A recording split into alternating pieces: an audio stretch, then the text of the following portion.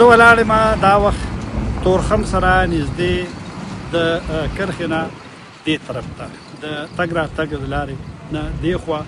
عمري کیمپ د افغانستان د طالبان حکومت لخوا جوړ شوی دی او دلته هم ته وویل شو چې کوم د اطلاعاتو د څانګې مشر دی قریشي بدلون چې 15,000 کورنۍ یعنې 15,000 خاندانونه د هغې دلته ګنجایش دی په هغې کې دوی دپاره ځایونه جوړ شوي دي. بل هغه دا خبره مونږ ته وکړه چې دلته اول رجسټریشن کېږي، ثبت کېږي چې څومره خلک راځي، بیا چې څومره خدمات دي هغه هغې ته ورکول کېږي، ترانسپورټ کرایه ورته ورکول کېږي او بیا وروستو د دفاع د وزارت چې کوم د ترانسپورټي نظام دی د هغې په ګاډو کې دوی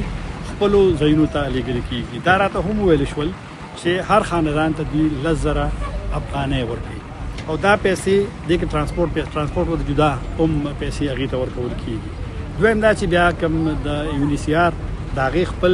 د پیسو ورکولو سیستم دی، نظام دی، هغه هغې ته ورکول کېږي. یا بیا چې د ماشومانو کوم اداره ده یونیسف د هغې چې کوم خپل د امداد او طریقه د هغې ته ورکول کېږي چې UNHCR سره کوم خلک راجستر نه وي بیا IOM هم هغې سره مدد کوي. نو بهرحال دلته موږ وګرځېدو او کتل د زنانو لپاره د ښځو لپاره جدا د رجسټریشن یو نظام جوړ دی، د سړو لپاره جدا نظام جوړ دی. موږ وکتل چې ماښام وخت دی لیکن بیا هم ډېر خلک تورخم له لارې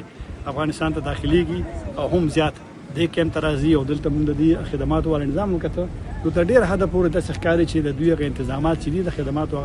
هغه د اطمینان وړ دي.